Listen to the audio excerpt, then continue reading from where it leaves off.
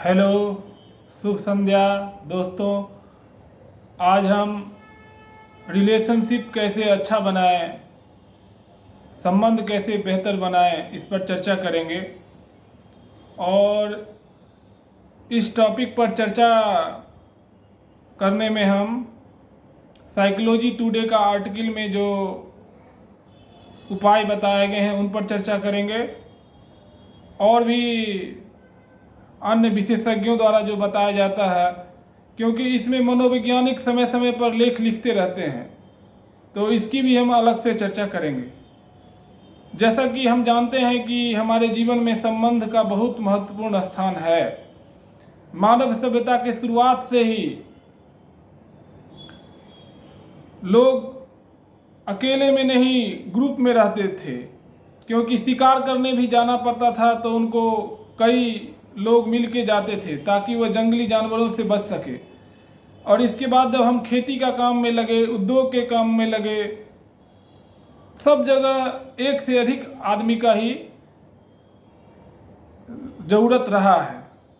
और इसके बाद आदमी जब वयस्क होता है, हमारे यहाँ कहावत है कि जो 4 आश्रम है उसमें गृहस्थाश्रम का भी बहुत महत्वपूर्ण स्थान है।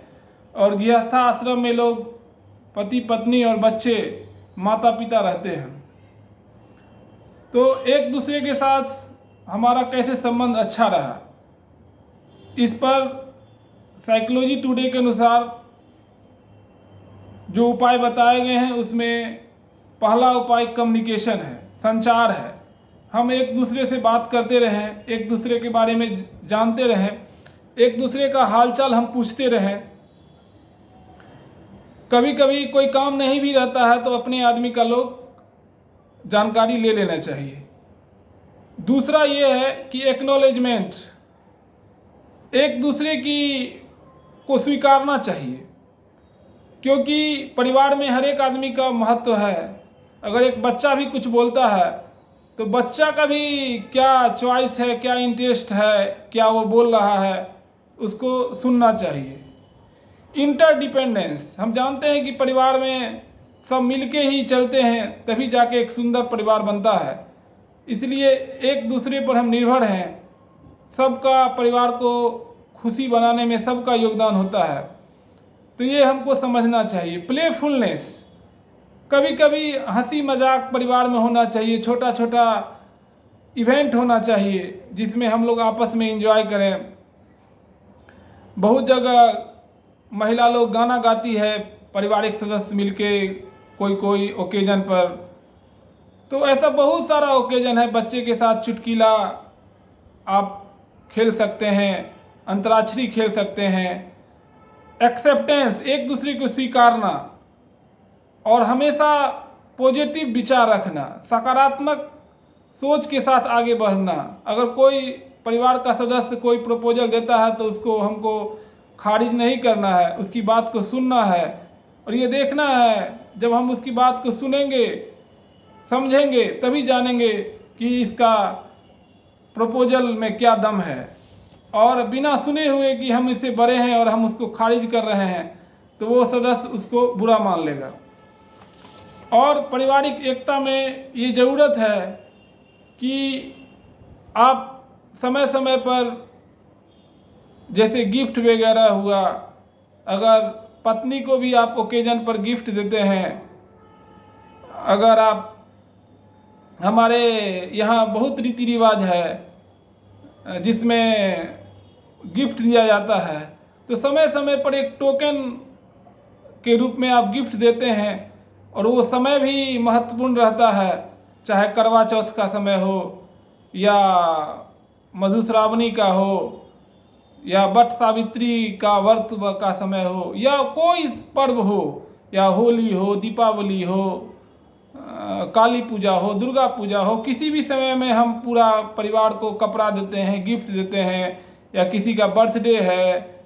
तो ये छोटा छोटा जब हम खुशियाँ मनाते हैं साथ में और एक दूसरे पर हम विश्वास करते हैं, कोई भी बात छिपाते नहीं हैं, एक दूसरे के साथ शेयर करते हैं।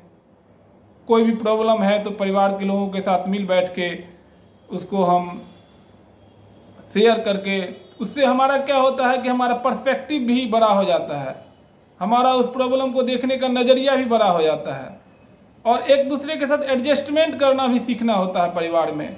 हम एक दूसरे के विचार को जानें ताकि एक दूसरे के साथ संबंध बनाने में कंपेटिबिलिटी का हाथ है कि हम एक दूसरे से किस किस भी मैटर पर एक हैं, तो उन जिस मैटर पर हम एक हैं उसको खोजें तो और उसको साथ में एंजॉय करें। अगर कोई साथ में बैडमिंटन खेलता है, कोई साथ में घर में कोई कुकिंग का काम ही साथ में करता है और हम दोनों एंजॉय करते हैं, तो ऐसे काम को साथ में करके एंजॉय करना चाहिए। एक दूसरे का सहयोग भी लेना चाहिए जब ज़रूरत हो। और पर्सनल स्पेस, कभी कभी हर एक आदमी के लिए कुछ स्पेस होता है। जब किसी को गाना सुनने का मन करता है, किसी को रेस्ट करने का मन करता है, तो परिवार में उसको डिस्टर्ब नहीं करना चाहिए। और हमको एक दूसरे के सेल्फ एस्टीम, एक दूसरे की इज्जत को ये ध्यान रखना चाहिए। किसी तीसरे आदमी के सामने उसको डांटना नहीं चाहिए। और सोशल स्क्रिप्ट और कल्चर, हम जानते हैं कि हमारे यहाँ अधिकतर विवाह ट्रेडिशनल में एक ही कल्चर, एक ही कम्युनिटी देख के होता है अधिकतर शादी, तो उसमें कल्चरल डिफरेंस नहीं रहता है, इसके कारण ज़्यादा मतभेद नहीं रहता है। लेकिन जब डिफरेंस कल्चर के आदमी हैं तो थोड़ा ज़्यादा एफर्ट लगाने का उसमें ज़रूरत है, ताकि दोनों एक दूसरे को जानें, दोनों एक दूसरे के कल्चर को एक्सेप्ट करें, दोनों एक दूसरे के कल्चर को ऑनर करें, जिससे उनका संबंध और अच्छा होगा। और क्वेश्चन आप पूछ सकते हैं, अगर आपको अपने पार्टनर से किसी बात पर भिन्नता है तो आप उनसे क्वेश्चन पूछिए और एक दूसरे का सुनिए, एक दूसरे को समझिए, एक दूसरे के साथ किसी बात को लेके मोल जोल कर सकते हैं। आप अपने पार्टनर को बता सकते हैं कि आप मेरे बारे में बताइए, मेरे में क्या कमी है, मैं उसको क्या सुधार कर सकता हूँ, और एक दूसरे के अनुकूल उसको सुधार करने का भी प्रयास कर सकते हैं। तो इन सब उपायों से आप अपना संबंध अच्छा और मजबूत बना सकते हैं। और आपको ध्यान से सुनने के लिए बहुत बहुत धन्यवाद। जय हिंद, जय भारत।